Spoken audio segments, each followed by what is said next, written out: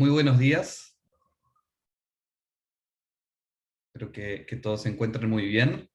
Vamos a dar comienzo entonces. Perfecto. Ya me están confirmando que se escucha bien, que era mi preocupación, entonces vamos a dar inicio. Quiero darle la bienvenida a todos por participar hoy. Buenos días y buenas tardes, dependiendo en cuál lugar de América Latina ustedes se encuentren.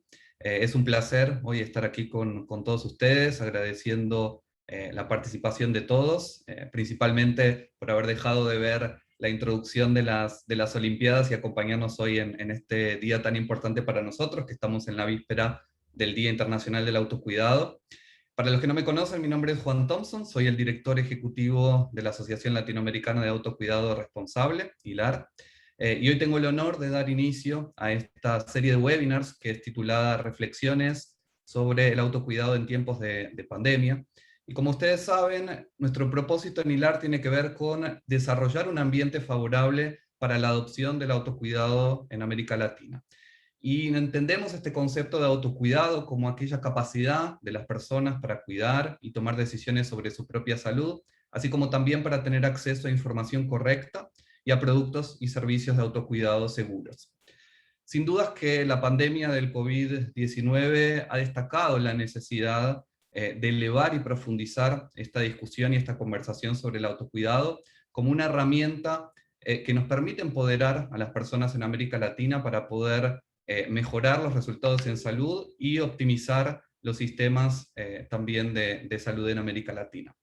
Pero sabemos que el autocuidado pertenece a un continuo, ¿no? Y no es solamente tarea de los individuos, sino que también involucra a nuestras familias, comunidades, profesionales de salud y tomadores de decisiones en diferentes niveles y con diferentes responsabilidades.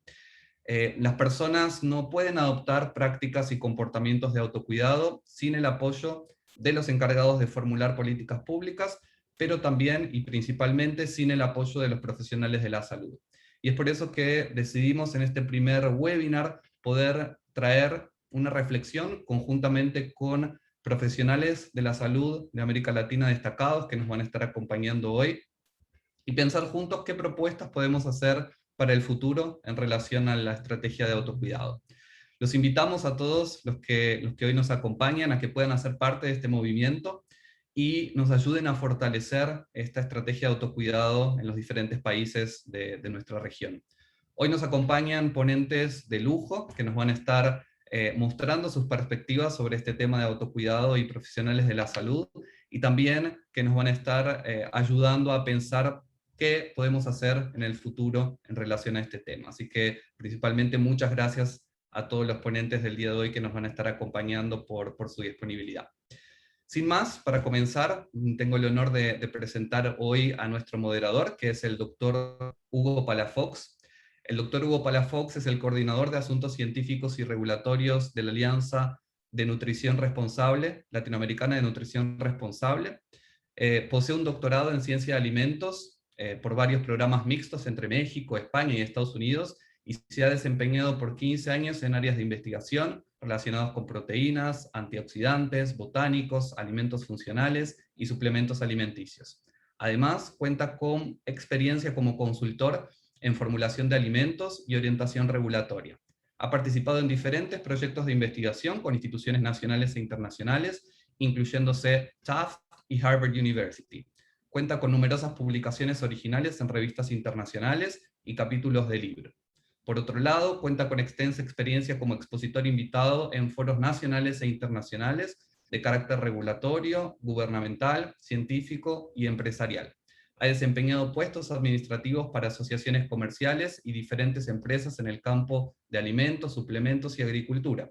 Y recientemente fundó la agencia consultoría Back to Simple, dirigida al campo de la ciencia de alimentos, suplementación y nutrición celular. Así que Hugo, muy bienvenido, muchas gracias por acompañarnos hoy en esta tan importante webinar para iniciar nuestra sesión, así que te dejo ahora a cargo de poder moderar esta sesión y muchísimas gracias por participar.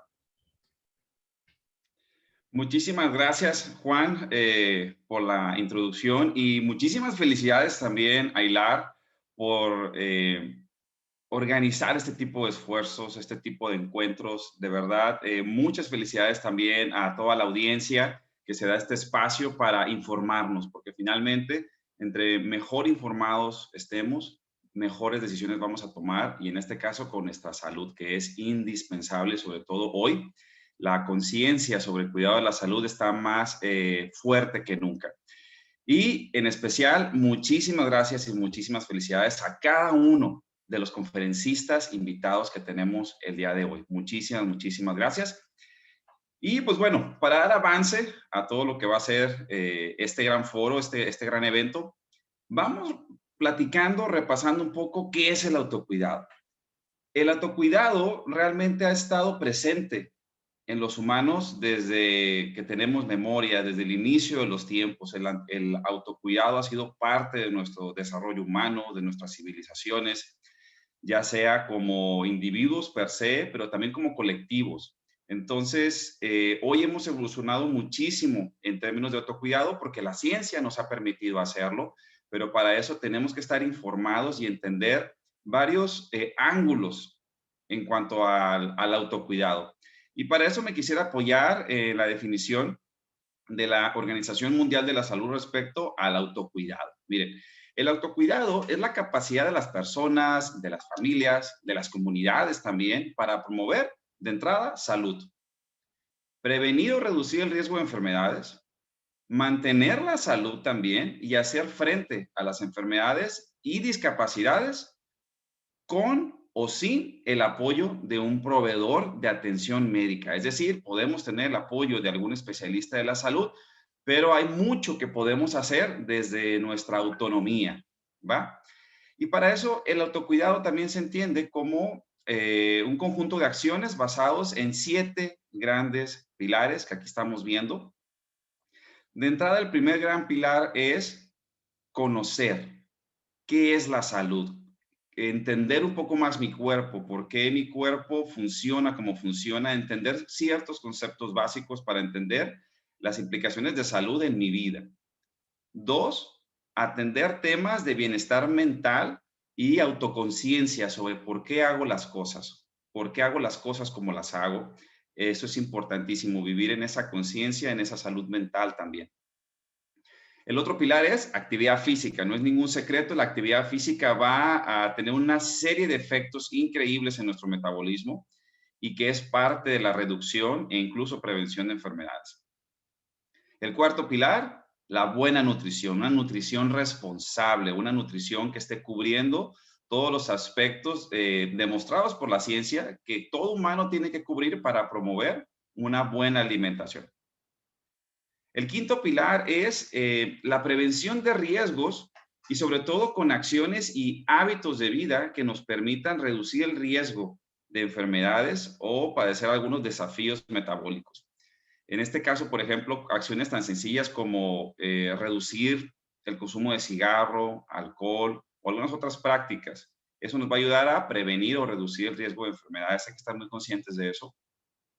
El sexto pilar, la higiene personal, pero desde aspectos tan sencillos como lavarnos las manos. Lavarnos las manos, sobre todo hoy en la pandemia, lo estuvimos escuchando muchísimo, siempre lo hemos escuchado, pero acciones como lavarnos las manos responsablemente puede ayudarnos a promover salud en nuestra vida de manera increíble. De hecho, hasta históricamente lo hemos podido validar cuando los humanos, cuando los humanos no sabían de la existencia, de, por ejemplo, de los microorganismos y que no se lavaban las manos y había crisis humanitarias de salud pública, ¿no?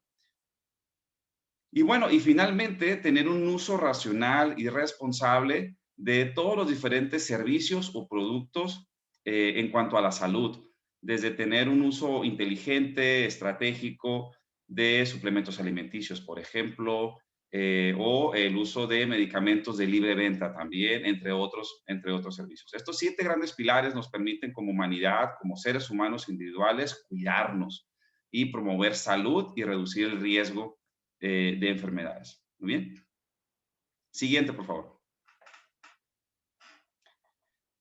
Y bueno, hoy estamos en este foro que son reflexiones del autocuidado en tiempos de pandemia, desde la pandemia. Definitivamente hoy en la pandemia hemos reflexionado muchísimo sobre en dónde estamos como humanidad y hacia dónde vamos. Nos ha hecho reflexionar muchísimo y nos ha hecho trabajar mucho más, sí en conjunto como equipo, pero mucho desde nuestra autonomía, mucho desde las acciones que yo puedo tomar personalmente, ahí desde casa, desde mi nicho familiar, para promover salud, reducir el riesgo incluso pues, de contagio, en este caso de COVID-19, pero que al final nos está dejando muchísimo, muchísimo de beneficios en cuanto a promover salud en nuestra vida a corto, mediano y largo plazo. Esta pandemia nos ha dejado una conciencia del autocuidado increíble y donde hoy más que nunca la autonomía es clave.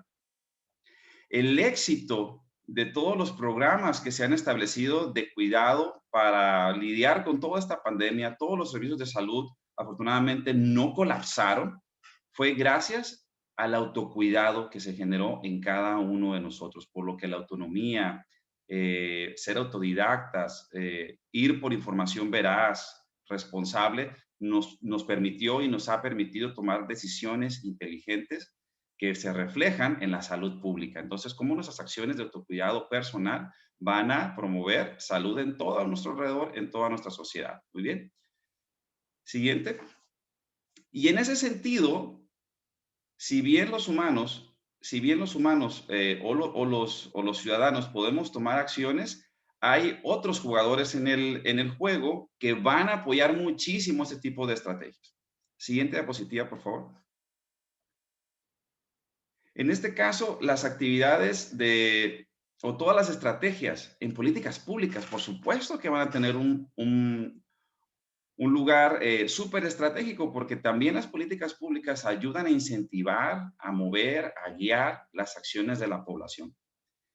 Y en el caso de América Latina, es necesario que se promuevan cierto tipo de políticas públicas. Ya hay algunas, pero creemos que es necesario continuar en ese tipo de esfuerzos y que las políticas públicas sean mucho más focalizadas, más inteligentes, sobre todo en dos campos de acción. De entrada, que las políticas públicas permitan un acceso libre e informado a la salud en todos los servicios, productos y servicios en cuanto a la salud para cualquier ciudadano.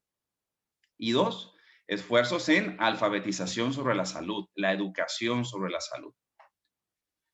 Entonces, en estas decisiones de políticas públicas, si bien nuestros gobiernos, nuestros ministerios de salud están capacitados, ellos están muy asesorados, no solamente de manera interna, sino también a nivel social por profesionales de la salud.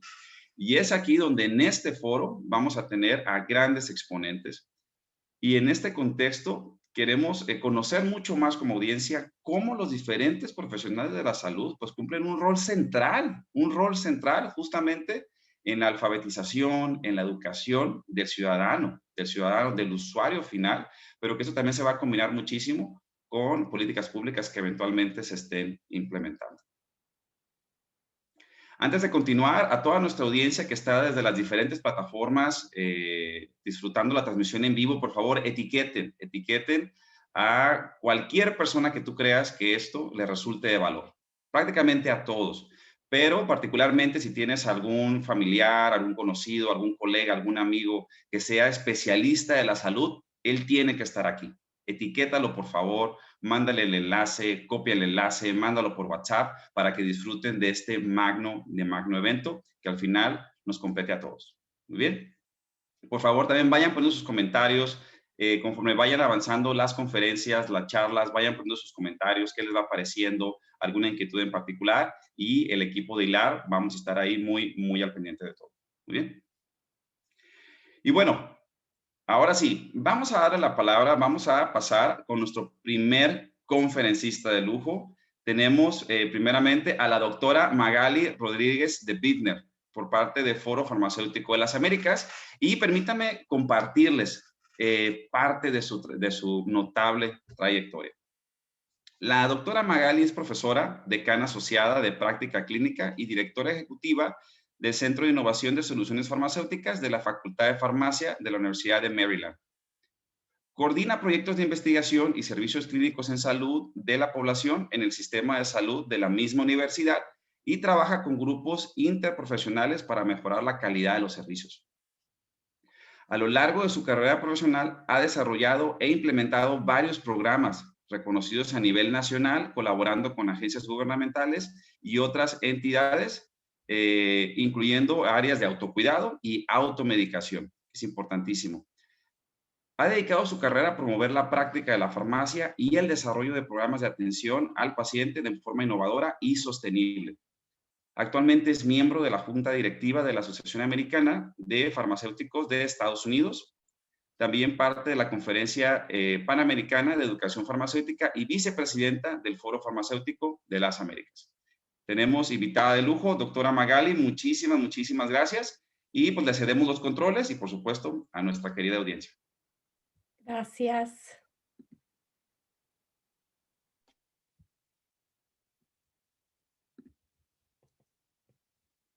No me deja compartir. Vamos a ver ahora. Sí. ¿Pueden verlo? Es correcto, doctora. Estamos. Bueno, buenos días gracias. Buenos días a todos, a mis compañeros en el panel, pero también buenos días a todos los que nos están acompañando en las diversas maneras tecnológicas. Lo que voy a tratar de hacer hoy es enfatizar cuál es el rol del profesional farmacéutico en el autocuidado y por lo tanto quiero enfatizar que todos los puntos que voy a discutir se centralizan en nuestro rol en proveer servicios, educación al paciente y empoderar a ese paciente para que, como nos decía Hugo, sea la persona que esté a cargo de su salud. Voy a discutir con ustedes cuál es el rol y esas oportunidades para el farmacéutico en el área del autocuidado y la automedicación, porque no quiero dejar de enfatizar que el acceso que tienen nuestros ciudadanos a medicamentos de venta libre es un área muy importante en el área del autocuidado y la automedicación. Hablarles un poquito del reto que hemos visto antes de la pandemia, pero luego de la pandemia, y cuál es un plan de acción que estamos elaborando entre el Foro Farmacéutico de las Américas y ILAR y otras entidades para promover el autocuidado, la seguridad y el rol del farmacéutico en la interprofesionalidad. Con eso quiero empezar a discutir un poquito por qué el farmacéutico tiene un rol tan vital en el área del autocuidado. Una de las cosas que vemos es que el farmacéutico y la farmacia en muchos de nuestros países es un área que está bien accesible a la comunidad. Farmacias están en nuestros barrios, están en nuestras comunidades y el farmacéutico usualmente tiene un respeto y una confianza que le proveen los consumidores, ya que es este profesional de salud que está en la comunidad con acceso. Y tiene un rol muy importante porque dentro de nuestras carreras profesionales, en nuestras facultades de farmacia, enfatizamos mucho dentro de nuestro currículo el autocuidado, la automedicación y es el experto en realidad en medicamentos.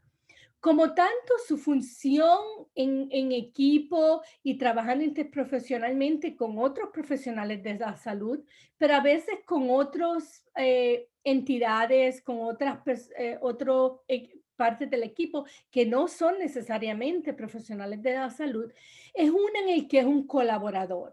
Colabora para asegurar que el paciente recibe la educación necesaria, pero también colaborando con entidades gubernamentales en muchas de las campañas, de las políticas de salud en el área del autocuidado. Asesora al paciente, lo educa, también se envuelve en el cuidado de ese paciente, particularmente con enfermedades que son autolimitantes, pero ayudándole a escoger cuáles son esos productos de venta libre que el paciente debe usar, cómo usarlo de una manera segura y por lo tanto gestionar, porque mucha de la función del profesional farmacéutico, particularmente en la farmacia de comunidad, es el hacer referidos y evaluar cuándo ese paciente necesita ir a ser evaluado en un centro de salud.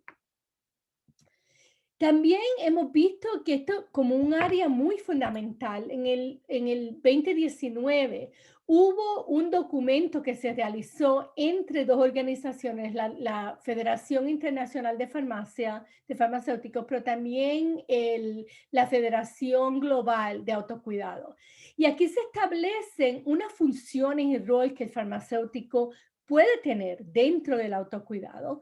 Algunas de estas, y yo añadí otras también, podemos ver aquí que es el proveer esa educación, ese consejo libre de prejuicios y basados en evidencia científica, ya como les indicaba, en nuestras carreras de farmacia, en nuestros currículum, les enseñamos esto a nuestros estudiantes. Identificando y evaluando los síntomas y haciendo ese referido. Ser una persona que puede hacer preguntas al paciente y referirlo. Adaptar el consejo y ayudar al nivel, a adaptarlo al nivel de alfabetismo del paciente. Y por lo tanto también educarlo en hábitos de cuidado, no solamente en automedicación, pero ejercicio, alimentación, salud mental y participar, como le decía, en estas políticas nacionales, pero también campañas, haciendo actividades, programas desde la misma farmacia y servir como ese punto central para poder proveer seguimiento y educación al paciente. Hemos visto que con el surgir de la pandemia, como nos decía Hugo, muchas de estas actitudes y la percepción que tienen nuestros pacientes de el autocuidado ha cambiado un poco. Y quería compartir con ustedes esta encuesta que se hizo en Brasil en junio del 2020 y era viendo qué impacto había tenido la pandemia en el estilo de vida saludable de los pacientes o de la población, no solamente pacientes, pero de la población. Y como vemos es que en diferentes áreas la pandemia ayudó ya sea en una parte positiva o en una parte negativa. En términos de la parte negativa, vimos que hubo alteraciones en la habilidad de los pacientes de tener actividad física, alimentación balanceada, pero vemos que sí creció la necesidad y el deseo de nuestra población de tener información, de ver dónde conseguían esa información que fuera una información con evidencia científica. Y vemos que los hábitos de higiene sí aumentaron. Vemos que en la pandemia las farmacias fueron críticas, era un área muy importante para recibir información, pero también para vacunación y pruebas del COVID. En la región de las Américas vemos que esta función del farmacéutico tiene unos retos, pero también hay unas oportunidades muy grandes. En términos de los retos, vemos que una de las cosas que tenemos es que hay una variabilidad bastante grande entre la educación y la formación del profesional farmacéutico en diferentes países y también las regulaciones en términos de la práctica de farmacia. Vemos que a través global, el avance del Internet, el surgir farmacias virtuales, donde vemos que nuestros ciudadanos tienen la habilidad de comprar cualquier tipo de medicamento a través del Internet. La globalización de los mercados, donde hay unos tratados entre los países que ha desregulado muchas de estas leyes y por lo tanto vemos que hay un avance y una ponencia a tratar de quitar esa barrera y por lo tanto no hay una uniformidad en términos de regulación. Y vemos también que mucha de la percepción y expectativa de nuestros consumidores ha cambiado. Esto es particularmente muy importante cuando hablamos de la automedicación, porque lo que hemos visto es que muchos de nuestros pacientes piensan que estos medicamentos de venta libre no tienen efectos secundarios y por lo tanto a veces no tienen el cuidado. Y la variabilidad en el acceso depende en qué país usted vive, tendrá acceso a una farmacia, tendrá acceso a cuidado médico o no. Quería compartir con ustedes que particularmente en Estados Unidos el rol del farmacéutico en el autocuidado ha evolucionado mucho dependiendo en qué estado de Estados Unidos usted viva. Pero quería compartir con ustedes que hay unos estados, por ejemplo, Florida, donde el farmacéutico bajo su práctica profesional puede prescribir algunos medicamentos para tratar condiciones menores. También hemos visto que el farmacéutico en muchos estados también tiene un rol muy importante en el área del autocuidado y de la automedicación. Y quería solamente compartir que estas son oportunidades que tenemos.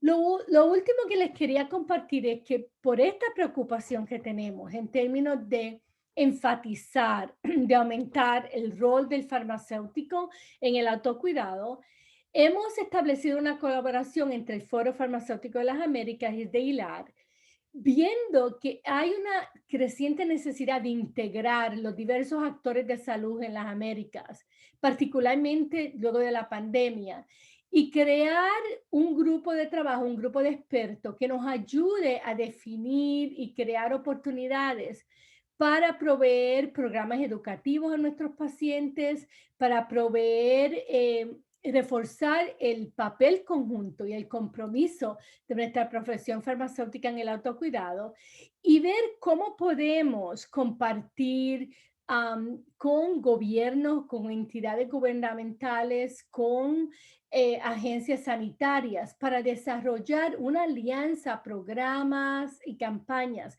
que se puedan proveer desde la farmacia. Y estamos muy emocionados porque creemos que esto va a ser muy importante para nuestra área en las Américas. Y con eso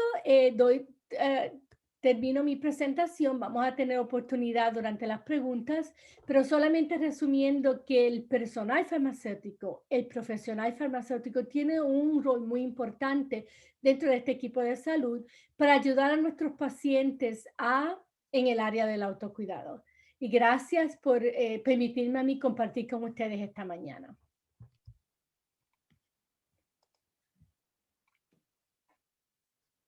Muchísimas gracias, doctora Magali. Efectivamente, el rol del farmacéutico ha sido clave en los diferentes países, sobre todo aquí en Latinoamérica, y que pues ha apoyado incluso toma de decisiones acá en casa, ¿no? Así que muchísimas gracias. Vamos a poder platicar más ampliamente sobre esto, pero de entrada le agradecemos muchísimo. Gracias. Por favor, también allá a nuestra audiencia, en las diferentes plataformas donde se está transmitiendo, vayan poniendo sus comentarios, vayan etiquetando, compartan el enlace, porque al final esta información nos enriquece a todos. Muy bien. Y bueno, pasamos con nuestro siguiente gran conferencista, el doctor José Ramón Martínez Riera, por parte de la Red Internacional de Enfermería Familiar y Comunitaria. Antes, déjenme compartirles parte de su talentosa trayectoria.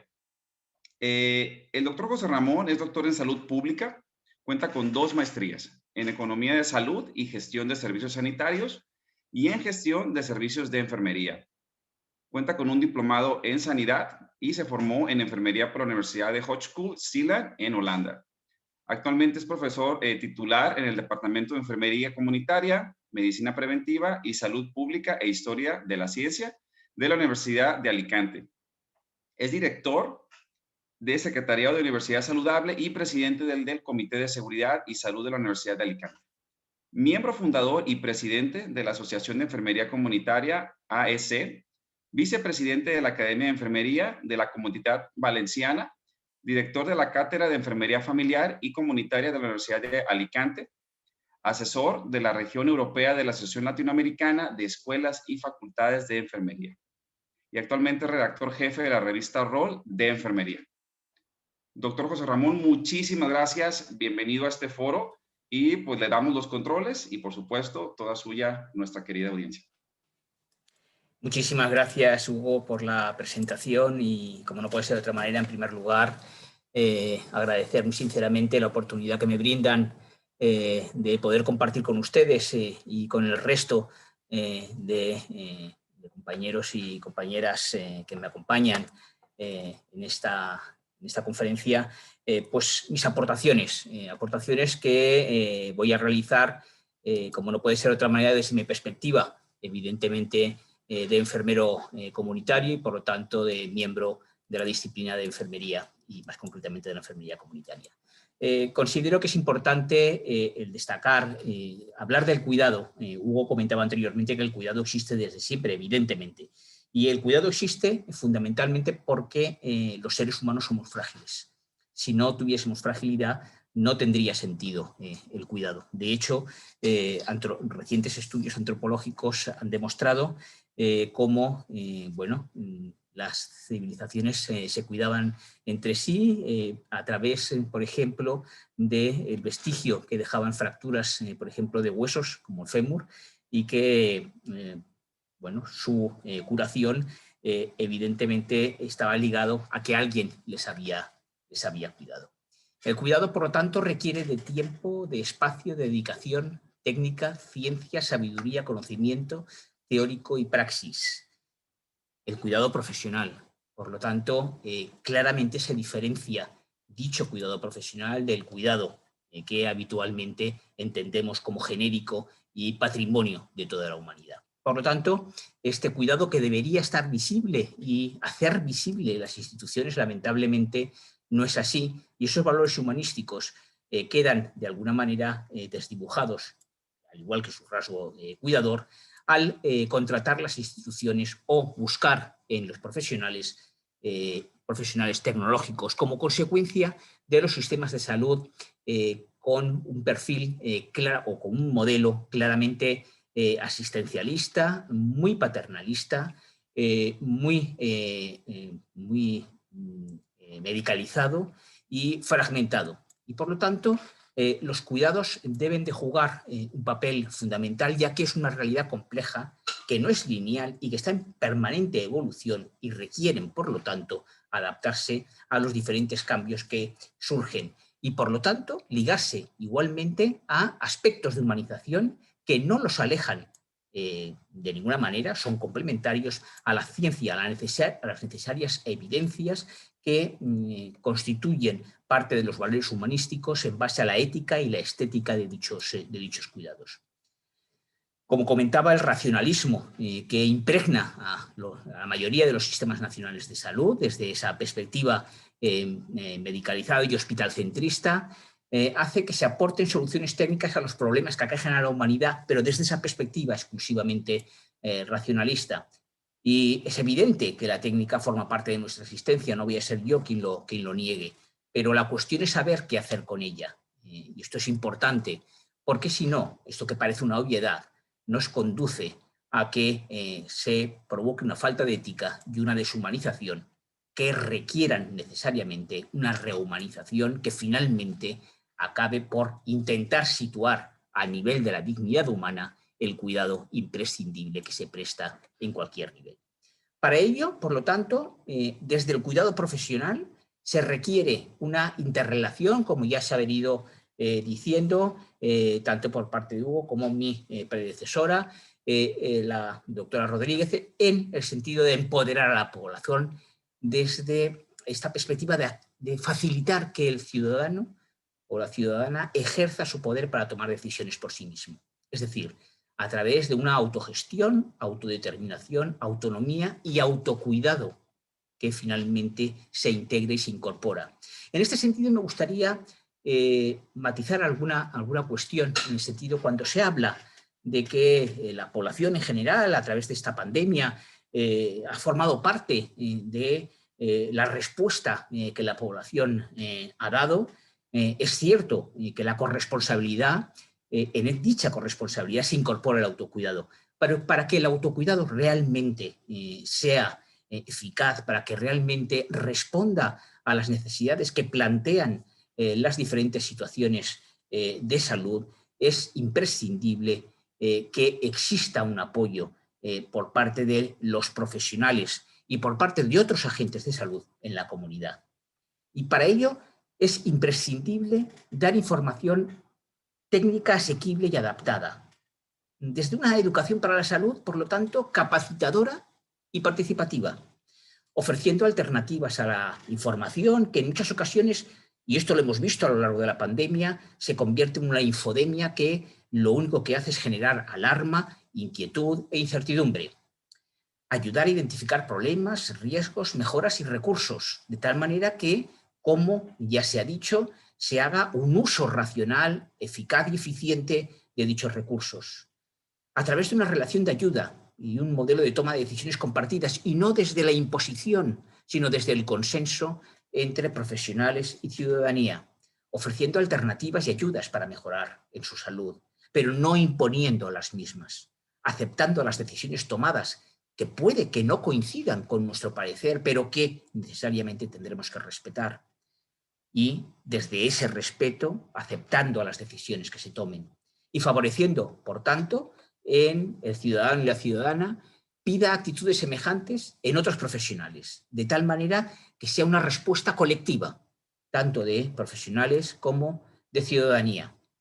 Y en ella se incorpora, y aquí yo creo que es importante que incorporemos como un elemento no de sustitución, sino de complementariedad a lo que se ha venido diciendo desde la perspectiva farmacéutica, la prescripción social, la indicación social de recursos que no son clínicos, que son recursos comunitarios, que son recursos que en muchas ocasiones habían sido usurpados por los propios profesionales del saber popular, y porque ello amplía los recursos terapéuticos, mejora las relaciones y el soporte social, genera hábitos y conductas saludables que se incorporan a la vida activa de las personas, aumentando la autoestima y la autoeficacia como parte del desarrollo de dicho autocuidado, mejorando la confianza y el estado de ánimo, generando personas con fuerte arraigo psicosocial que son reacios a los fármacos y que por lo tanto pueden ser, como digo, complementarios, y disminuyendo síntomas de ansiedad, depresión leve y moderada frecuentación, y la frecuentación a la cual ya se ha hecho referencia y que es tan importante. No deja de ser una evidencia el hecho de que, por ejemplo, uno de los problemas, de los graves problemas, por lo menos en España, que se tienen, es la altísima frecuentación hacia los sistemas sanitarios, pero también el alto consumo de medicamentos que está generando un problema mundial como es la resistencia de antibióticos. Esto los farmacéuticos lo saben. No voy a extender en este tema, pero sí que me gustaría destacar, a modo de pinceladas, elementos fundamentales en los cuales los autocuidados se incorporan como elementos fundamentales y que deben de ser, vuelvo a repetir, complementarios, pero deben de situarse en una posición claramente fundamental. Problemas como la soledad, que cada vez es más frecuente en personas adultas mayores, pero también en personas no tan mayores. Estamos hablando de soledad no deseada en muchas ocasiones y que, bueno, pues incorporan elementos de ansiedad, de estrés, de depresión, de mayor riesgo de padecer determinadas enfermedades, de inmunodepresión. La cronicidad que tiene características comunes como es la agregación potenciándose unas patologías con otras, la multicausalidad compleja que genera síntomas también muy variados, la aparición gradual y silente y su pico de prevalencia que aparece en edades avanzadas, evidentemente, pero que me gustaría destacar que esto no necesariamente tiene que suponer el que consideremos a las personas con enfermedades crónicas personas discapacitadas. Son personas con determinadas limitaciones, pero que son todavía válidas y que pueden aportar mucho a la sociedad. Por lo tanto, además, son susceptibles de prevención, pero más allá de ser susceptibles de prevención para retrasar su aparición, se tiene que llevar a cabo intervenciones de promoción de la salud también en la cronicidad, porque requieren cuidados de forma continua y continuada.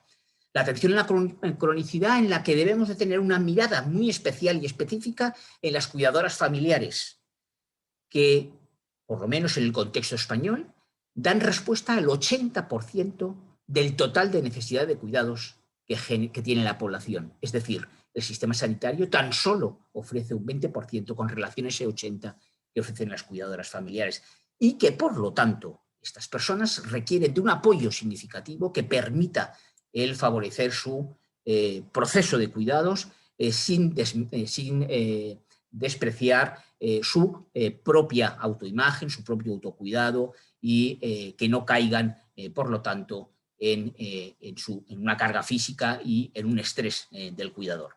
Hay que capacitar, por lo tanto, a los cuidadores para un estilo de vida que les permita combinar el cuidado de las personas con su propio autocuidado.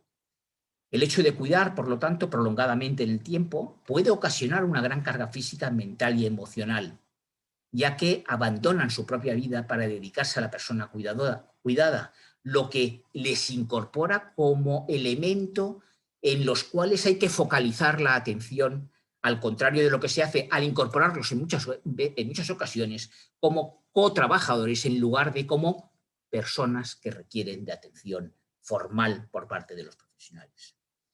Tienen necesidades personales, tanto técnicas como de habilidades de comunicación, de autoestima, de actitudes críticas, de capacidades cognitivas, y tienen que saber manejar los problemas de salud generados por el propio proceso de atención de cuidados. No voy a extenderme en ello. Y el objetivo de la intervención es capacitar a dichos cuidadores para un estilo de vida en el que puedan combinar el cuidado a la persona cuidada con el propio autocuidado.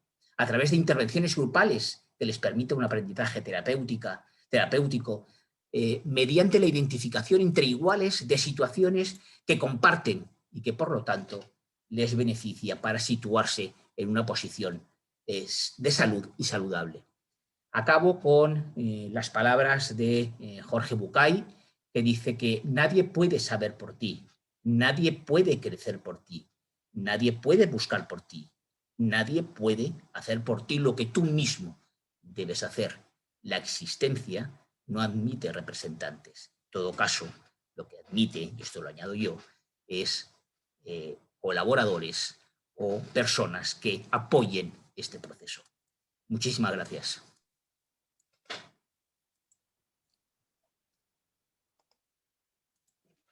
Muchísimas gracias, doctor. Muchísimas gracias. Creo que definitivamente con esta charla nos queda claro de cómo la autonomía empodera y cómo las personas tienen que ir por ese conocimiento, pero es como el especialista de la salud da esa guía para empoderar al usuario final en términos de autocuidado. Muchísimas gracias.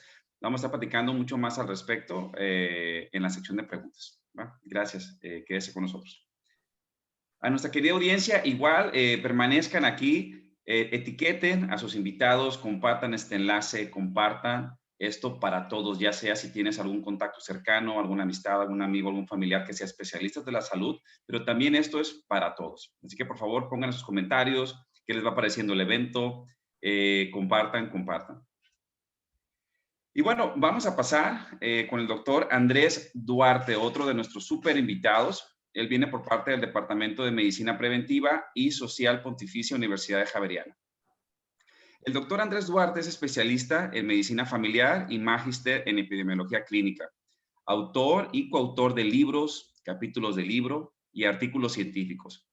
Se ha desempeñado en ámbitos de la investigación, tanto académicos como asistenciales, y actualmente dirige el Departamento de Medicina Preventiva y Social de la Pontificia Universidad Javeriana y trabaja para el Hospital Universitario San Ignacio. Doctor Andrés, muchísimas gracias. Son suyos los controles y nuestra querida audiencia. Gracias, doctor Hugo.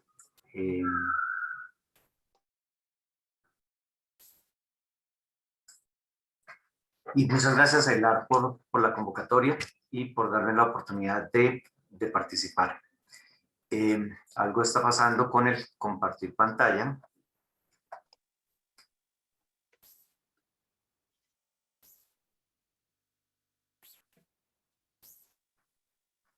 Ahí lo estamos viendo ya, doctor. Perfecto. Entonces, lo que quiero, por fortuna ya la doctora Rodríguez y el doctor Martínez han hecho una visión global de reflexiones con relación al autocuidado. Yo quiero centrarme en elementos puntuales de la pandemia y lo que tiene que ver, lo que tiene relación con autocuidado.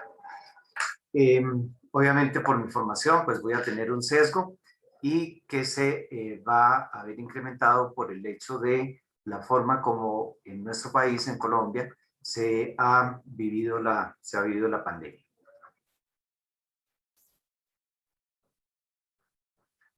Voy a centrar mi presentación en cada uno de los pilares de autocuidado.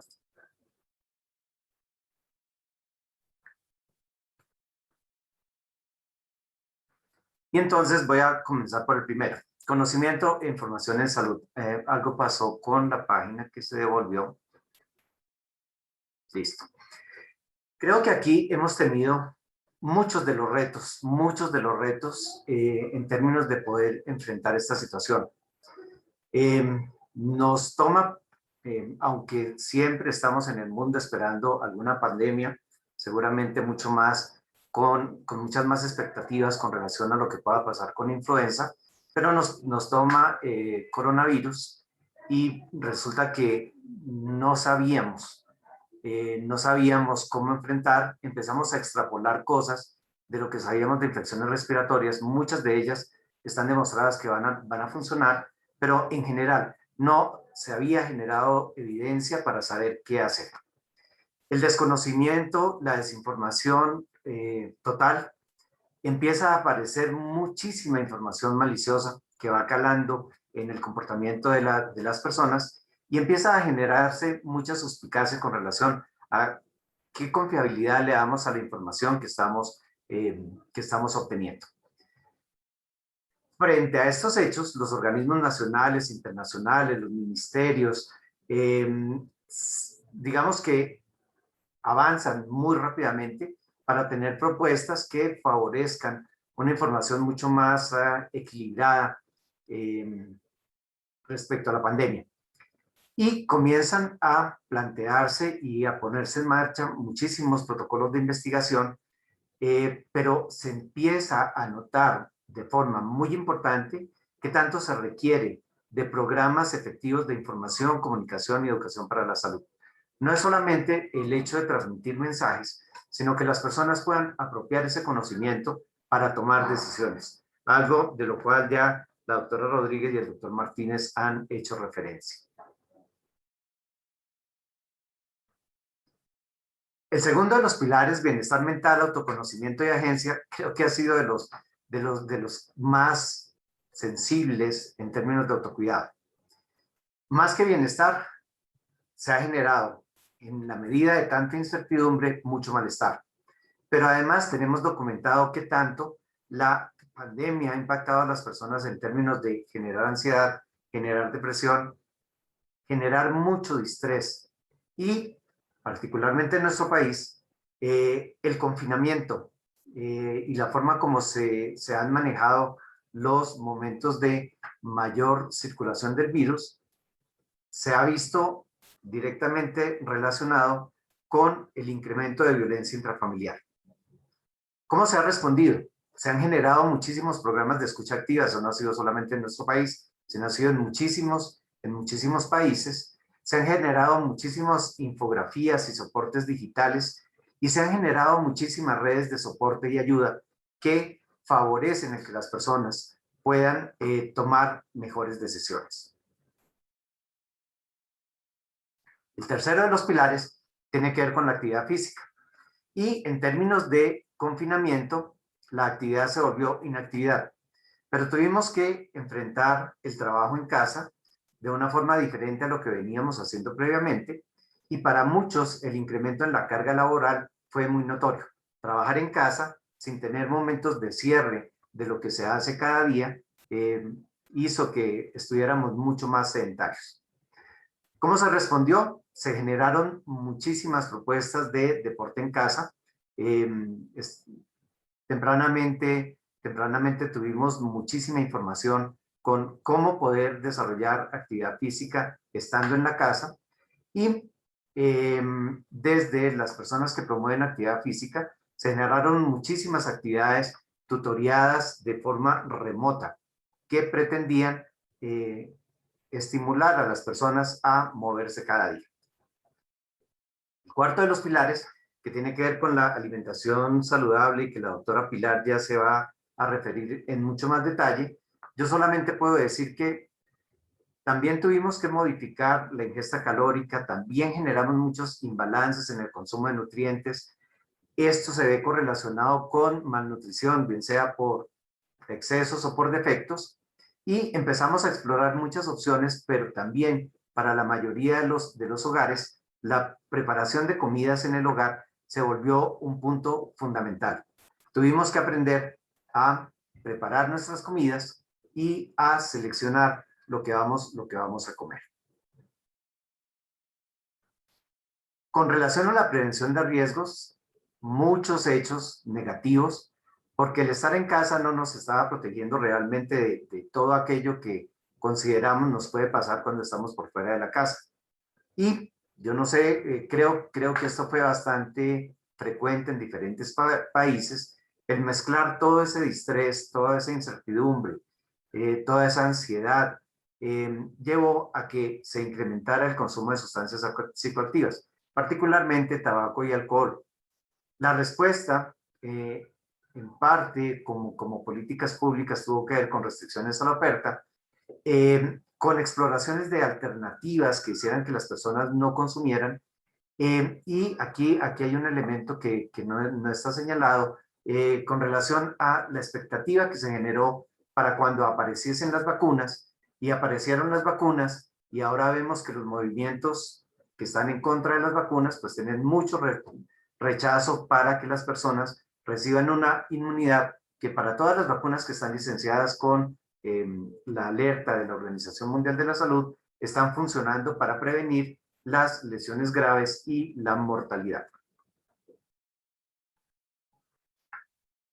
En términos de higiene, muchísimo de la higiene, ya el doctor Hugo lo comentó desde la presentación, muchísimo de los elementos básicos de higiene se vieron representados acá en el manejo de la pandemia. El lavado de manos, y hemos estado expuestos a muchísimas, desde el comienzo de la pandemia, a muchísima información en términos de técnicas de lavado de manos, con generación de mnemotecnias, etcétera. El mantener la distancia física, el mantenernos distantes físicamente de los demás, el poder apropiadamente manejar la higiene respiratoria en términos de no estar gritando enfrente a los demás, no estar cantando enfrente a los demás, protegernos para estornudar, para toser, etcétera. El mantener ventilación en el ambiente en el que permanecemos durante algún tiempo. Todo esto, digamos que fortaleció los elementos higiénicos, y cada uno de nosotros tomó decisiones de qué tanto más podía hacer en términos de higiene personal para evitar el contagio, o para una vez se contagiaba, evitar contagiar a los demás. Y finalmente, en el séptimo de los criterios, de los pilares de autocuidado, con relación al uso racional de productos y servicios, digamos que en general los servicios se restringieron para lo que no fuera COVID, y nuestras instituciones se dedicaron primordialmente a atender pacientes de COVID. Se tuvo mucha más disponibilidad de servicios para tamización, diagnóstico, de atención a las personas potencialmente infectadas, en contra muchas veces de la atención de otros problemas de salud. Pero también aquí, con toda esa información, digamos que errónea, y con toda la pretensión de cuidarnos a nosotros mismos, pues empezaron a consumir una serie de medicamentos que la evidencia ha mostrado que fue una decisión inapropiada. En conclusión, y esta es va a ser mi última diapositiva. En conclusión, emerge la pandemia, nos genera una situación diferente con relación a la forma como vivimos, con el agravante que esta pandemia no se va, digamos que el virus va a seguir circulando seguramente, y en la medida que va existiendo mutación de este virus, pues va a ser algo que se va a quedar entre nosotros durante mucho tiempo. Esta situación en particular impacta la forma como vivimos, impacta nuestra salud, impacta la oferta de servicios de salud, impacta la forma como podemos responder a nivel individual, familiar, institucional, organizacional. Genera muchísimos retos en mitigación y control, y muchísima necesidad de saber qué hacer realmente para protegernos, para cuidarnos, para mitigar y para controlar esta pandemia. Y la última de las ideas que quiero expresar es que creo que en este momento, más que nunca, La pandemia nos ha mostrado la necesidad de cuidarnos a nosotros mismos y digamos que en cierta medida, para mi modo de ver, refuerza ese concepto, ese nuevo concepto, esa nueva definición de salud del 2011, en términos de salud como una capacidad de adaptarse a las situaciones y de autogestionarse. Y dentro de esa autogestión, el autocuidado se convierte en un punto fundamental. Muchas gracias, doctor Hugo.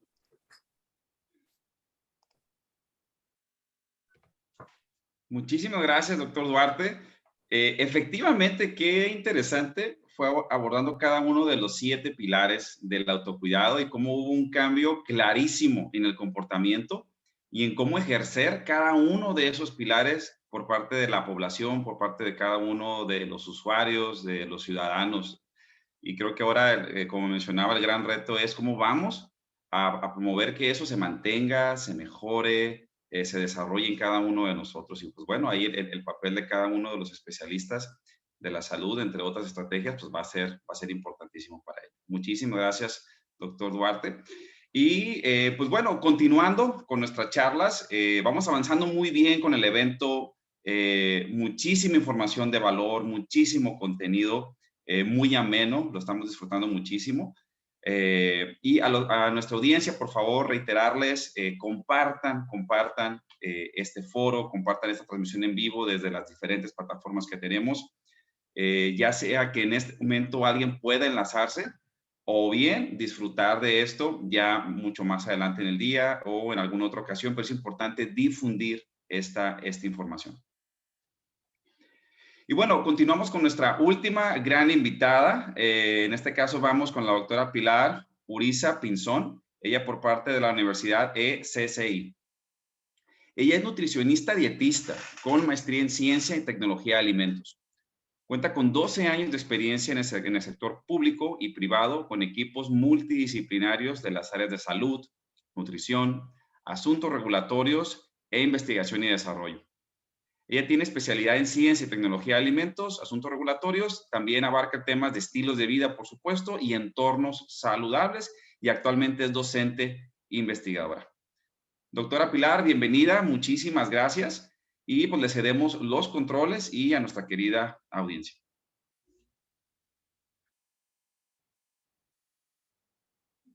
Un momento, ya, me está escuchando perfecto, muchísimas gracias. Hola, ¿qué tal? Por la bienvenida. Hugo, gracias a todos mis colegas que me anteceden, pues me siento muy honrada de estar en esta parte de panelistas. Vamos a complementar porque creo que gran parte de lo que han dicho ha abordado temas fundamentales del autocuidado. Vamos a hacer algunas cosas puntuales sobre el autocuidado en salud. Y bueno, a mí me gusta también que esto nosotros lo veamos un poco más interactivo. Ya casi en varios de nuestros países estamos llegando al mediodía o muchos ya estamos en horas de la tarde y cada uno de nosotros, profesionales de la salud o familiares que nos acompañen en esta sesión, ¿cuántas porciones de frutas y verduras has consumido hoy? Solo respóndete a ti mismo y si hace tantos años también en términos de nutrición, autocuidado, yo sé que es un factor protector para mi salud, ¿qué tanto lo estoy aplicando en este momento? ¿Sí? Son decisiones que el día a día, junto con la evidencia precisamente, nos han demostrado que tienen un resultado, pero que tal vez venimos con grandes brechas desde los profesionales de la salud y junto a las personas que queremos fomentar ese autocuidado en términos de nutrición, y uno de los pilares que mencionaron mis antecesores, cómo podemos realmente llegar a la acción, al cambio. Miremos un poco para seguirnos sensibilizando. Mi nombre, pues ya, Hugo, gracias por presentarme. Soy Pilar Uriza, estoy acá porque amo la nutrición y salud, porque me encanta que construyamos conocimiento en comunidad. El tiempo es limitado, voy a estar muy cuidadosa del tiempo para que podamos ahorita discutir las preguntas que nos están haciendo ustedes. Vamos a viajar a través del estatus de nutrición de la población mundial, acciones multinivel y acciones individuales en autocuidado. Porque si bien tenemos un reconocimiento y estamos muy cerquita del Día Internacional del Autocuidado, nos preguntamos también, bueno, pero ¿cuál es el estatus y qué tanto los profesionales de la salud en este momento estamos conociendo sobre ese estatus y retos en nutrición? ¿Qué otras acciones se hacen desde la parte multinivel? Es decir, es importante el autocuidado, pero como mencionamos desde el inicio, las políticas públicas, los ambientes saludables, todo lo que nos está rodeando está propendiendo porque tengamos un adecuado estado de salud o nutrición o cómo estamos en este sentido. Muy bien, Benjamin Franklin nos decía esta frase, miremos aquí, he visto pocos de morir de hambre, de comer cientos, ¿sí? Parece que en esas realidades en la historia de la humanidad hemos estado viajando, ¿sí? A lo largo de diferentes focos nutricionales, diferentes prioridades, de acuerdo a las pandemias que nos han acojado, los contextos socioeconómicos. Entonces vamos a ver cuál es el más reciente y que por supuesto incidió muchísimo COVID. Me gustó mucho la reflexión que hizo mi colega compatriota ahorita justo antes de mí sobre en el COVID qué ha pasado, cuáles son esas realidades. El estatus nutrición población mundial, les quiero invitar a que justo recién salió el reporte SOFI, Estado Internacional de la Nutrición y la Alimentación, Seguridad Alimentaria en el mundo, en el cual ustedes pueden ver, aquí vemos el rango de fechas, ¿no? 2012, 2015, 2020, 2025, 2030, a una serie de compromisos mundiales, metas que tenemos en términos de nutrición y salud, para nosotros abarcar diferentes poblaciones prioritarias. ¿Qué vemos aquí en la parte de abajo? Bajo peso al nacer.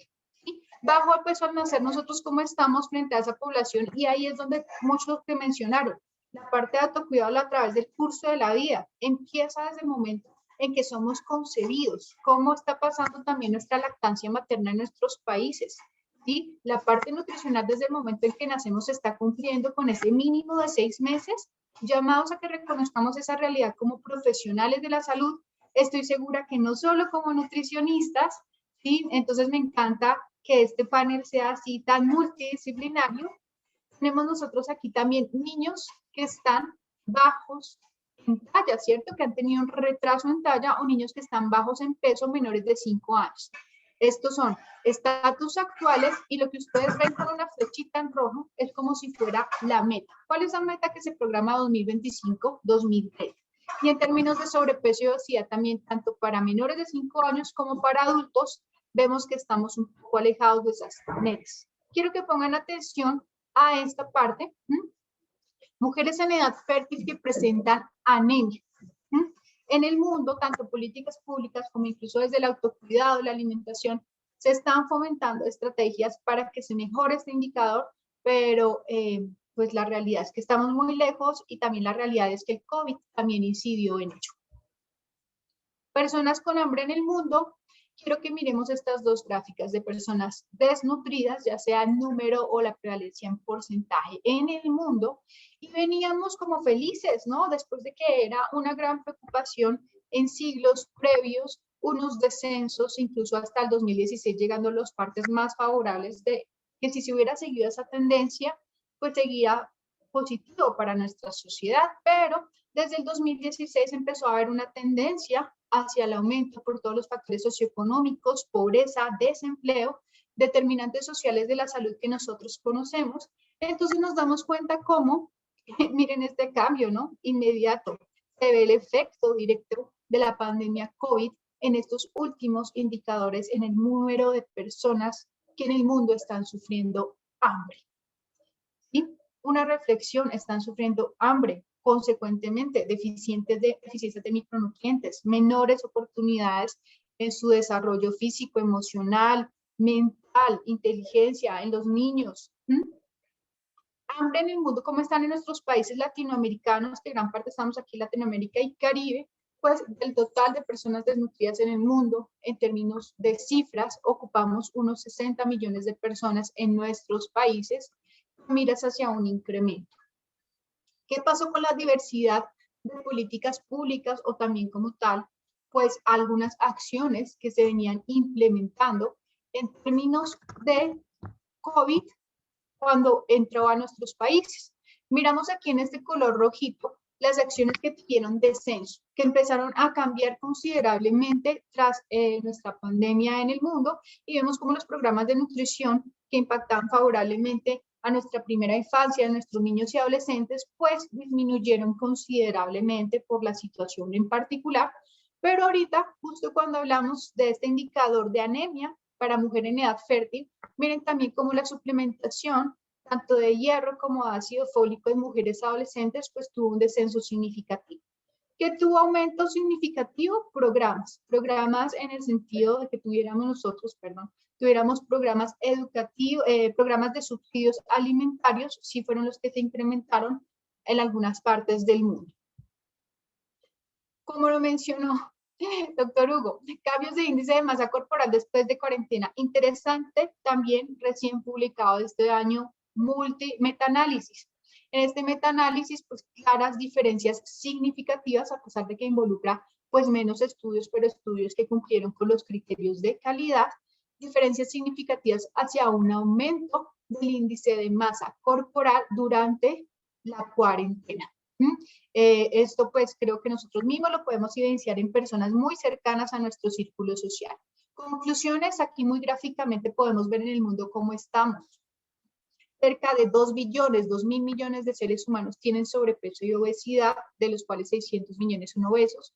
Los indicadores de nutrición en nuestros niños menores de 5 años siguen siendo preocupantes en términos de bajo peso, baja talla y también aumento de sobrepeso y obesidad. Es decir, ahora nos tenemos que preocupar por muchas cosas más adicionales al hambre, ¿cierto? También por la doble carga o triple carga de malnutrición, tanto por exceso como por déficit.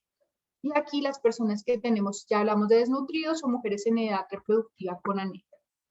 ¿Qué podemos hacer? Este no lo tocamos, este de pronto lo tocaremos en otro foro.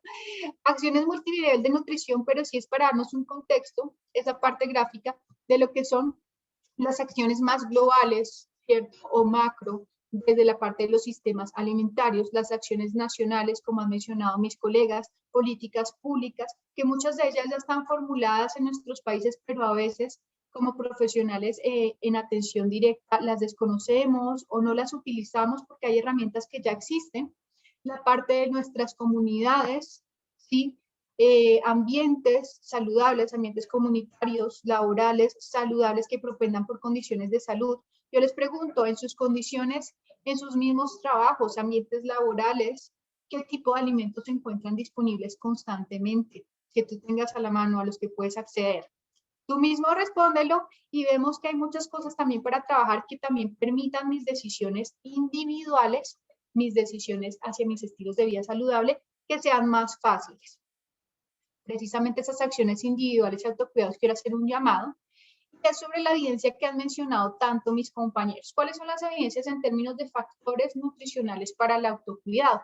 Enfoquémonos en las primeros 5, como para no ver todo esto, pero las primeras 5. Una dieta alta en sodio, por supuesto, ha aumentado las tasas de mortalidad, morbimortalidad para las enfermedades que todos los profesionales de la salud sabemos que son prevalentes y que en tiempos de COVID han sido descuidadas. Preocupante qué va a pasar de estas personas que ya también tenían la enfermedad y que han sido pues con un manejo deficitario, eso ya está siendo documentado en varios papers, o también nuevas personas que adquirieron la enfermedad por malos hábitos que se incrementaron. Una dieta baja en cereales integrales, una dieta baja en frutas, por eso les hice la pregunta de las frutas, una dieta baja en nueces y semillas y una dieta baja en vegetales. Si nos damos cuenta, son las cosas que debemos aumentar y eso ya está establecido antes, durante y después de la pandemia, de cosas que favorecen nuestra nutrición y alimentación en salud. Esas decisiones puedes tomar por ti y esas decisiones puedes seguir promoviendo como profesional de la salud. No importa si no eres nutricionista, pero promoviendo por lo menos cereales integrales, 5 frutas y verduras al día, combinaditas, crudas, cocinadas, suman 400 gramos, es decir, casi 1 libra entre frutas y verduras.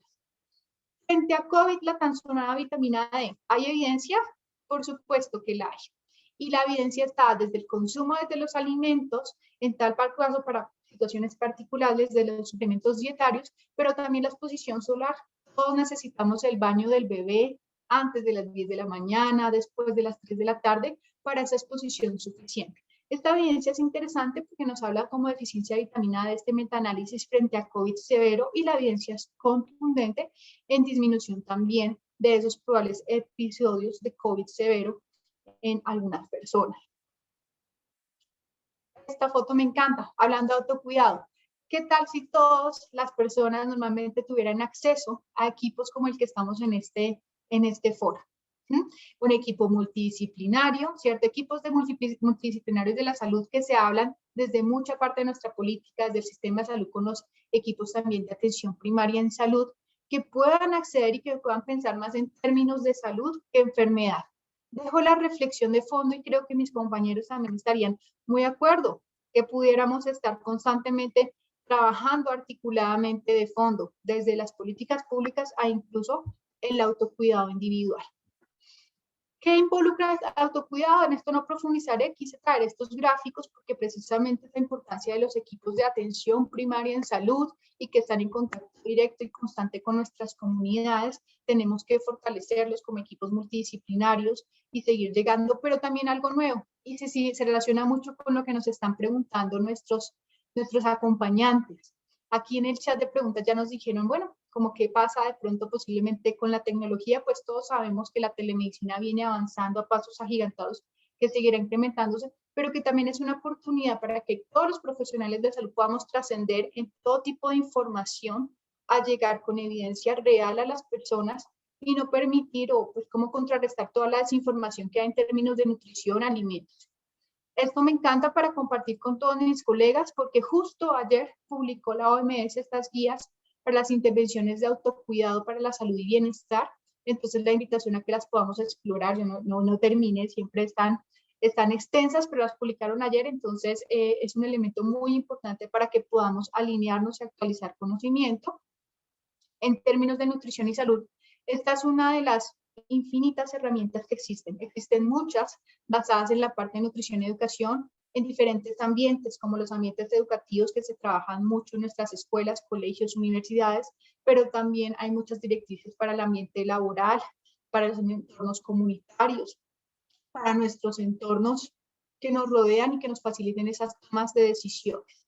Hablando de tomas de decisiones, se cumplen casi ya 30 años el próximo año de que la Conferencia Mundial en Nutrición y Salud liderada por FAO en Roma, los gobiernos nos comprometimos a establecer unas guías alimentarias que fueran como más fácil, más bonitas, que llegaran más a nuestras personas. Y en todos los países, tanto en Latinoamérica como en el mundo, existen esas guías alimentarias.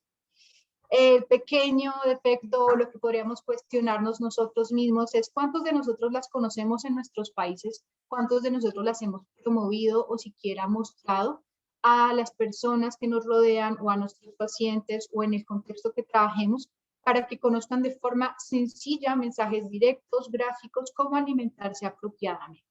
En esto pues nos falta mucha divulgación y creo que hoy en día redes sociales y nuevas formas de comunicarnos nos facilitan.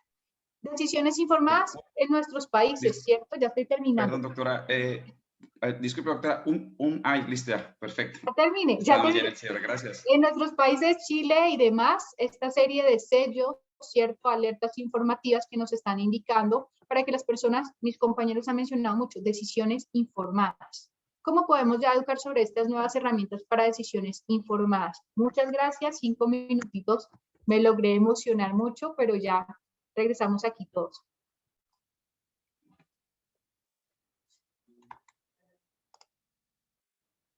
Doctora Pilar, buenísima su presentación, muchísimas gracias. Definitivamente hay grandes oportunidades del tema de la nutrición, de la alimentación para el autocuidado, definitivamente. Incluso, como lo mencionaba, incluso antes de la pandemia, ya teníamos ahí grandes oportunidades para promover salud, pero hoy, tanto afortunada como desafortunadamente, las decisiones de alimentación mejoraron el escenario de salud o lo empeoraron, sobre todo ahora con la pandemia, y pues el desafío es continuar con esa educación, que el ciudadano sepa que puede tomar decisiones increíbles en temas de nutrición ahí desde su casa para promover salud. Así que, pues, muchísimas gracias, doctora Pilar. En ese sentido, tomando ventaja de lo que mencionó, los esfuerzos en términos de educación digital, en nuestro próximo evento de HILAR vamos a abordar la parte de autocuidado digital, desde la parte digital. Ahorita al final del evento les vamos a mostrar la invitación. Pero muchísimas gracias, doctora Pilar. Y pues bueno, vamos a pasar a la sección de preguntas. Tenemos ahí mucha interacción de las diferentes plataformas, pero hay ya algunas preguntas que ya logramos seleccionar que quisiéramos compartírselas a cada uno de los conferencistas y que nos compartan ahí pues su visión de manera breve y concisa, ¿va? Entonces, les agradecería a cada uno de los panelistas, por favor, abrir cámaras para llevar a cabo esta conversación. Por favor, igual reiterando a nuestra audiencia en las diferentes plataformas digitales, compartan esto. Ya veo que algunos incluso están ya etiquetando ahí a diferentes conocidos, sus amistades en Facebook. Ya vi que algunos incluso son especialistas de la salud. De eso se trata, que esto se comparta para que todos se beneficien de la súper información que estamos teniendo en este magno foro. Y bueno, en este momento, ¿qué les parece si vamos a la sección de preguntas? Y en este sentido quisiera dirigirme primeramente a la doctora Magali. ¿Qué tal, doctora Magali? ¿Está por ahí? Sí. ¿Qué tal? ¿Me ves? Muchas gracias por su... Sí, perfecto, perfecto. Muchísimas gracias por su ponencia. Y en ese sentido tenemos aquí una pregunta por parte de la audiencia. Se la hago a continuación. Dice, ¿cómo la pandemia ha impactado las orientaciones de su área de especialidad hacia el autocuidado y la alfabetización en salud? En ese mismo sentido, también, ¿qué estrategias recomendaría para incorporar ese concepto de autocuidado en sus comunicaciones cotidianas con los pacientes y fomentar, pues, justamente la educación en términos de salud? Ok. En términos de la profesión farmacéutica y la pandemia, hemos visto que fue una oportunidad muy grande para nuestra profesión para poder tener un rol bien protagonista. Particularmente voy a hablar un poco de la situación en Estados Unidos, donde había las oficinas de médicos que estaban cerradas y lo único que quedaba abierto para acceso a la población eran las farmacias. Y por lo tanto, el consumidor, ese era su único centro focal para conseguir información. Cuando surgieron las vacunas, las pruebas para COVID, muchas de nuestras farmacias de comunidad hacían las pruebas de COVID y definitivamente el farmacéutico ha sido categorado por muchas de nuestras agencias aquí en Estados Unidos como un héroe de salud porque es el que está proveyendo las vacunas desde las farmacias. Y por lo tanto, la pandemia trajo esa alerta y ese rol y esa visión a la población de que aquí había un profesional de salud que lo podía orientar, particularmente con la misinformación. Como todos sabemos, una de las cosas que pasó en la pandemia es que la información que los consumidores estaban teniendo era una información incorrecta. Y por lo tanto necesitaban a alguien que les pudiera con evidencia científica ayudarlos y orientarlos. Entonces, por lo tanto, en la pandemia eso fue muy importante. En términos de el autocuidado en particular, creo que también todos los profesionales de salud entendimos cuán importante es el proveer información al paciente y el asegurarnos que el paciente entiende estas actividades de salud que son tan importantes para prevenir muchas de estas enfermedades, particularmente COVID. Todos sabemos que el sobrepeso, el tener sobrepeso y enfermedades crónicas subía nuestro riesgo, ¿no? Y entonces eso creo que es importante. En términos de tu segunda pregunta, creo que una de las cosas que es vital para todos nosotros como profesionales de salud es incluir la evaluación del autocuidado y los hábitos saludables dentro de nuestras evaluaciones médicas que hacemos de nuestros pacientes. Ya estemos hablando de diabetes, de hipertensión, de cualquier otra enfermedad, estar seguro de que abordamos el tema del autocuidado y estar seguro que nuestros pacientes entienden esos hábitos cuán críticos son en términos de prevenir y controlar muchas de estas enfermedades. Muchísimas gracias, doctora Magali. Perfecto. Por favor, aquí a la audiencia, vayan poniendo también sus comentarios, qué les parece, algunas reflexiones, qué es lo que han ido observando a lo largo de todo este evento y sobre todo ahorita con las participaciones de cada uno de los conferencistas. Muchas gracias, doctora Magali. Perdón. Y pues bueno, ahora me dirijo con el doctor José Ramón. ¿Qué tal, doctor? ¿Cómo está? Encantado, muy bien. Aquí disfrutando de las aportaciones tan importantes que se han desarrollado. Gracias, doctor José Ramón. Pues mira, igual en ese mismo sentido que nos pudiera compartir cómo la pandemia ha impactado en su área de especialidad este enfoque hacia el autocuidado y la educación, o qué estrategia recomendaría para incorporar este concepto de autocuidado en sus comunicaciones cotidianas con los pacientes y fomentar así la educación o alfabetización. Muy bien, es una pregunta al tiempo que pertinente, compleja y me explicaré por lo que digo compleja. El papel que ha desarrollado, al menos en mi país, la atención primaria, ha sido el papel que lamentablemente el modelo de sistema sanitario, como decía anteriormente, patriarcal, asistencialista, paternalista, medicalizado y hospitalcentrista, le ha dado, es decir, subsidiario y en muchas ocasiones ni tan siquiera esto. Esto ha hecho que la asistencia que se ha dado a la COVID ha sido una asistencia única y exclusivamente medicalizada. Esto significa que se ha abandonado y, por lo tanto, se ha arrinconado o ignorado el autocuidado. Y esto ha sido un gravísimo error. Ha sido un gravísimo error tanto para la resolución de la propia pandemia como para la atención de múltiples problemas de salud que ya existían y que han quedado ocultos por la pandemia. La cronicidad, la soledad, la violencia de género, la vulnerabilidad, la inequidad, han sido problemas que sin duda han quedado ocultos por ese manto de la pandemia que ha parecido que ya no existía nada más que pandemia. Todos coincidimos, evidentemente, que la situación de pandemia ha sido una situación sobrevenida, que ha generado mucha incertidumbre, que nos ha afectado a todos de manera global, pero creo, sinceramente, desde mi perspectiva, que se ha cometido un error importante al no hacer partícipe a la comunidad con los autocuidados. Se ha identificado que la población era el problema, cuando realmente la población era parte de la solución.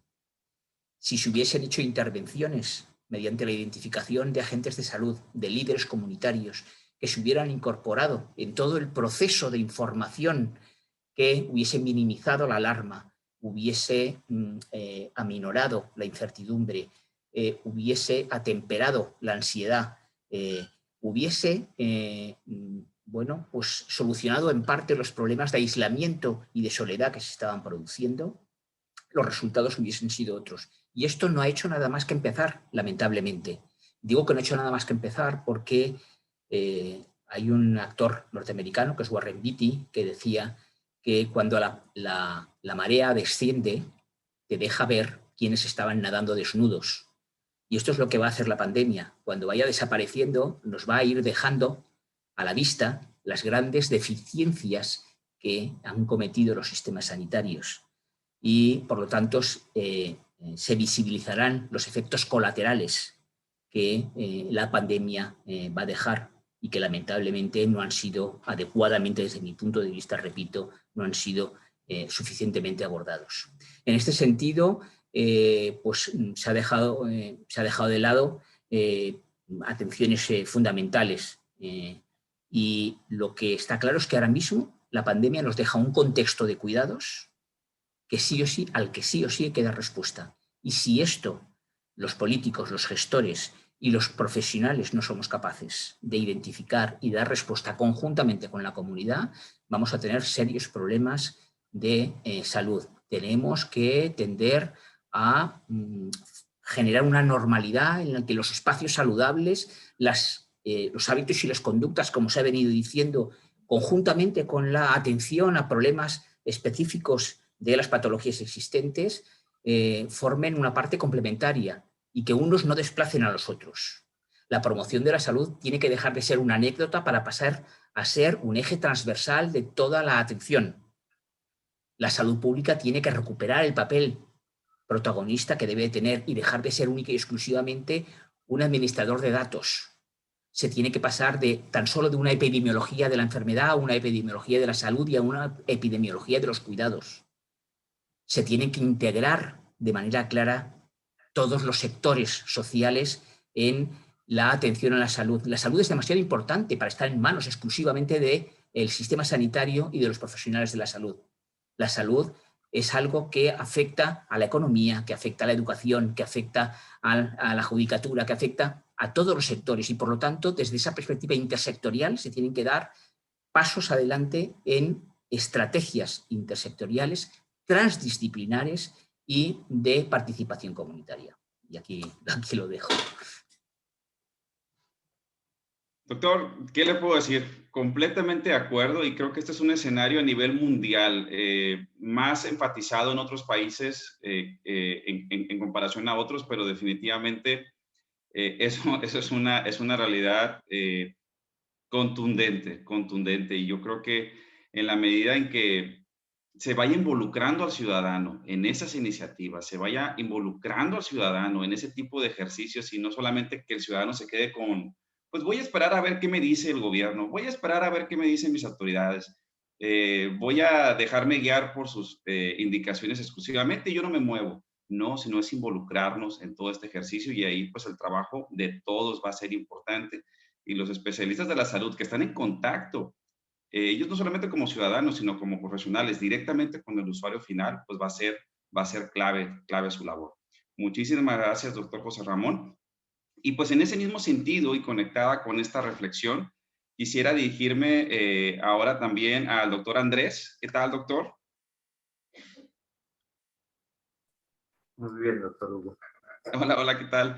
En ese mismo sentido, doctor, ¿usted considera que el currículo universitario actual de sus áreas profesionales contiene la preparación suficiente para que los profesionales de la salud puedan fomentar el autocuidado con sus pacientes, por ejemplo, aquí en América Latina? O si hubiera algunos cambios que usted proponga, dado el caso, también que nos los pueda compartir. Yo creo que en general las estructuras curriculares de profesionales de la salud propenden por el autocuidado, pero creo que el problema fundamental no está en ese lugar.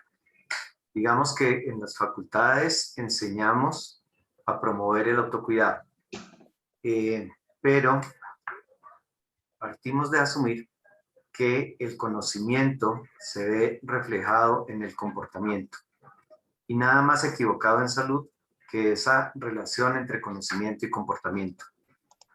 ¿Por qué los médicos, sabiendo lo que sabemos en términos de salud, optamos por fumar, optamos por consumir bebidas alcohólicas más allá de lo que nos puede proteger en salud? Y es sencillamente porque el comportamiento y el conocimiento no van de la mano. Eso en el campo de la medicina ha generado una corriente de pensamiento y unas líneas de investigación en algo que se denomina ciencias de la implementación. Y esas ciencias de la implementación tienen que ver con cómo hacer que realmente las personas utilicen el conocimiento para modificar los comportamientos. Digamos, no puedo decir que no se ha hecho nada, se está haciendo, pero seguramente tenemos que hacer mucho más en términos de lograr esas modificaciones de comportamiento y esa conciencia en sí mismo para cuidarse.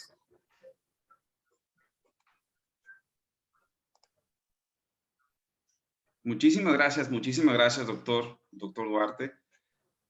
Invita mucho a la reflexión, ¿no? Desde especialistas de la salud dices, bueno, como currículo universitario tal vez estamos con bases sólidas, pero va más allá, creo que más en tema, como usted comentaba, desde el comportamiento, desde dar nuestro ejemplo, desde nosotros servir como modelos para guiar a otros con nuestras acciones diarias, ¿no?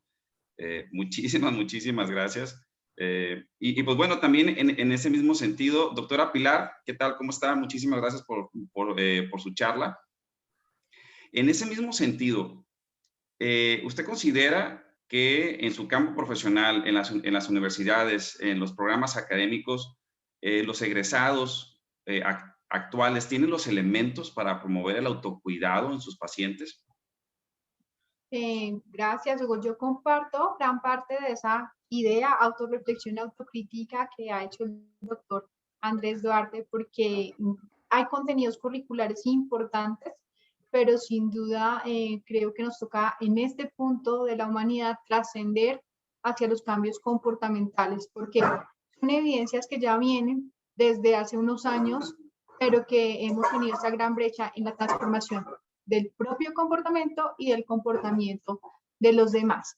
No obstante, hay que decir que estamos hablando un poco también de los otros profesionales. Aquí se viene implementando en Colombia en particular y en varios países de Latinoamérica se han hecho estudios de qué tanto porcentaje o qué tantos contenidos en términos de nutrición, por ejemplo, están en los contenidos curriculares de medicina, y las cifras que han demostrado estos diferentes estudios pues son de cuestionar, de analizar, de saber bien qué tanto porcentaje. De pronto cada quien puede hablar mucho desde su escuela, pero sabemos que a veces la diversidad de escuelas tienen diversidad de enfoques.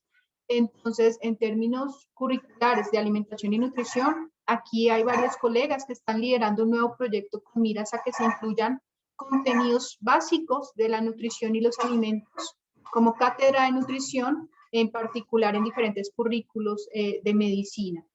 Eso es lo que puedo decir al respecto. Muchísimas gracias, doctora Pilar. Pues creo que esta reflexión nos queda para todos. Todos estamos en diferentes campos del cuidado de la salud y creo que hay mucho por hacer, todos, ¿no? Pero volteando un poco hacia los tomadores de decisiones, creo que nos queda claro qué es lo que tenemos que hacer cada uno de nosotros como especialistas de la salud, pero quiero lanzar esta pregunta a todos ustedes y el que guste contestarla, adelante. En términos generales, en este contexto, ¿qué sugerencias harían ustedes a los tomadores de decisiones en términos de políticas públicas? ¿Qué sugerencias harían ahorita en este momento para promover el autocuidado y la alfabetización en la comunidad, en la sociedad? Doctor Duarte. Si me permiten. Perdón. Y luego seguimos con el doctor José Ramón.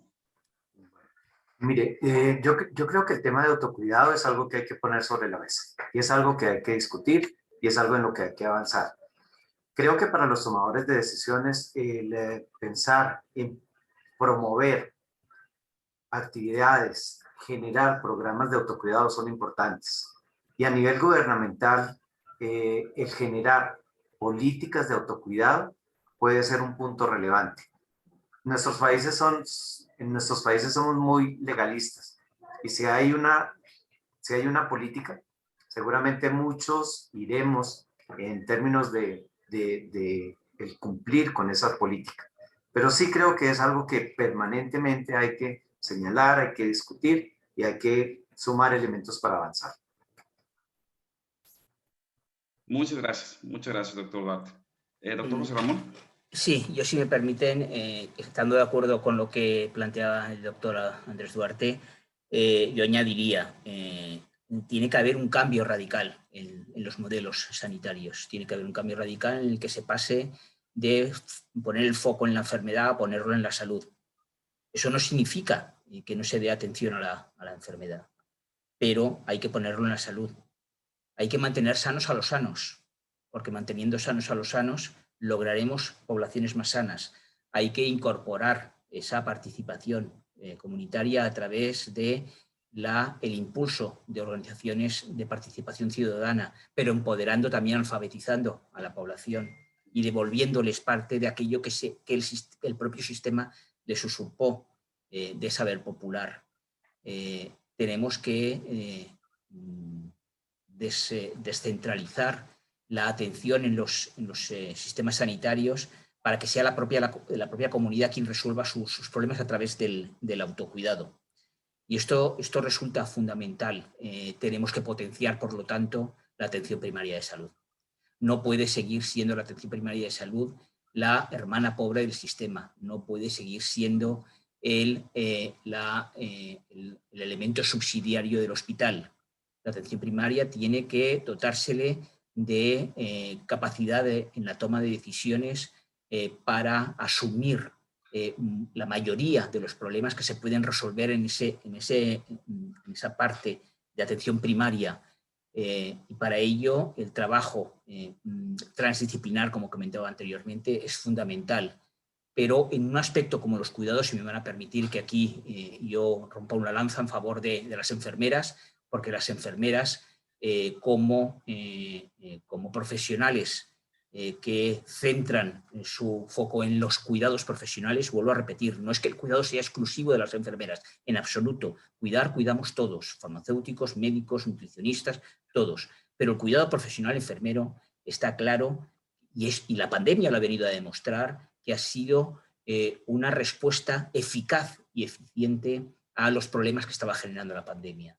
Hay que liderar esos procesos para dar respuestas colectivas que permitan, por lo tanto, equilibrar lo que actualmente está siendo un problema para los decisores, porque está claro que hay primero, una demanda insatisfecha muy importante, pero también hay un uso irracional de los recursos por parte de la población derivada de la falta de alfabetización y de información para su uso adecuado. El autocuidado tiene que formar parte del sistema sanitario, no como un elemento de apoyo, como decía anteriormente, es decir, de cotrabajadores, para quitar trabajo a los profesionales de la salud, sino para contribuir conjuntamente a la salud de la población. Bien. Perfecto, doctor, muchas gracias. Doctora Pilar. Solo quiero agregar una cosa, estoy muy de acuerdo con lo que ya ha mencionado. Creo que tenemos que hacer una transformación profunda en la forma en que comunicamos y trascendemos.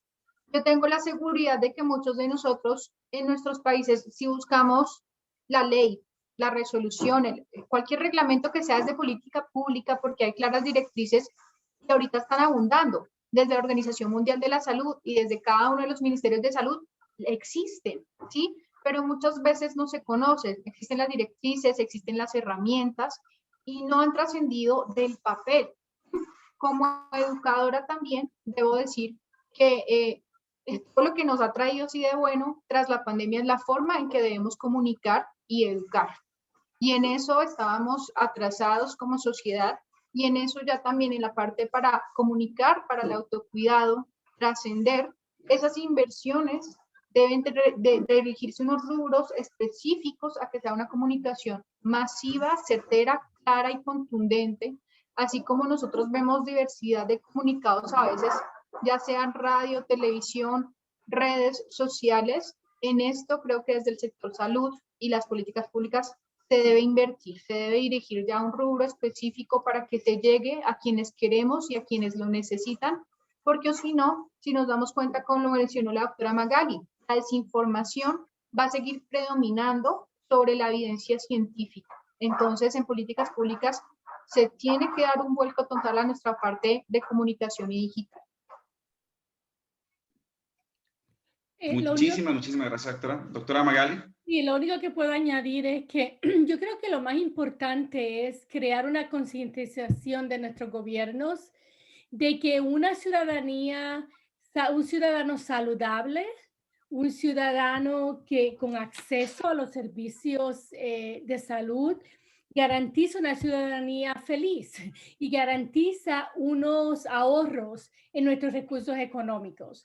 Muchas veces yo creo que lo primordial es que no hay un balance entre dónde se ponen estos recursos económicos. Tendemos a ponerlos en el tratamiento, en la enfermedad y no en la prevención. Y por lo tanto creo que el entender que cada dinero que usted invierte en la prevención, en el autocuidado, en que los pacientes tengan la concientización y estar el poder de entender que ellos también son responsables de su propia salud, no solamente son los demás. Haciendo esto va a causar ahorros que se pueden invertir en otras cosas y por lo tanto creo que eso es muy importante. El concientizar al gobierno de que prevención, estos tipos de servicios producen ahorros y producen efectos económicos que afectan toda la fase de nuestra sociedad. Muchísimas gracias. La verdad que este foro nos deja mucho para reflexionar, mucha información para todos los involucrados para tomar acción. Quiero felicitarlos, de verdad, a nombre de todo el equipo, de toda la organización, felicitarlos por cada una de sus contribuciones. Estamos muy, muy, muy agradecidos. Muchas, muchas felicidades. Y desde la audiencia, desde el equipo, les damos un gran abrazo. Y pues bueno, ya para finalizar este evento, les queremos compartir que tenemos el siguiente foro, pero ahora enfocado en autocuidado digital, donde vamos a tener ahí diferentes expertos que nos van a estar compartiendo cómo podemos empujar la parte de autocuidado desde la era hoy de redes sociales, desde herramientas digitales. Muy bien. Y bueno, ya para despedirnos, sí quisiera compartirles rápidamente algunas conclusiones. Hay muchos consejos, muchas conclusiones, efectivamente, reflexiones, pero hay unas que particularmente quisiera reafirmar, recalcar antes de despedirnos. Hoy con este foro entendemos que la correcta implementación de una estrategia de autocuidado requiere de la participación y apoyo de todos los profesionales de la salud. La inclusión del autocuidado en la formación académica de dichos profesionales y su incorporación en los diálogos con los pacientes es altamente necesaria. Por otro lado, la educación o la alfabetización en la salud es un objetivo central que debe estar impulsado desde las políticas públicas, como lo hemos estado indicando, que no sea el departamento con menos recursos, sino que sea el departamento con el mismo poder como los otros departamentos más reactivos para tratamientos, etcétera. Y que finalmente el acceso a productos y servicios de autocuidado con el apoyo y guía de los profesionales de la salud tiene un impacto altamente positivo en el mejoramiento de la salud de toda la población, así como también en la sustentabilidad económica, como mencionaban, porque eso reduce costos de salud pública. Y ante cualquier duda a toda nuestra audiencia, le recordamos siempre consultar a su profesional de la salud de mayor confianza o el más cercano. Un gran abrazo a todos, muchas felicidades, bendiciones, que sigan los logros, que siga esta búsqueda de información que enriquezca nuestra inteligente toma de decisiones respecto a nuestra salud diaria. Les mando un gran abrazo, soy el doctor Hugo Palafox y nos quedamos aquí para ustedes. En caso de cualquier inquietud, por favor, acérquense a Hilar, acérquense a las diferentes entidades, cualquier cosa, estamos aquí para apoyarlos. Que tengan muy buen día, muy feliz fin de semana y atentos a todas las comunicaciones. Cuídense mucho. Bye bye. Chao.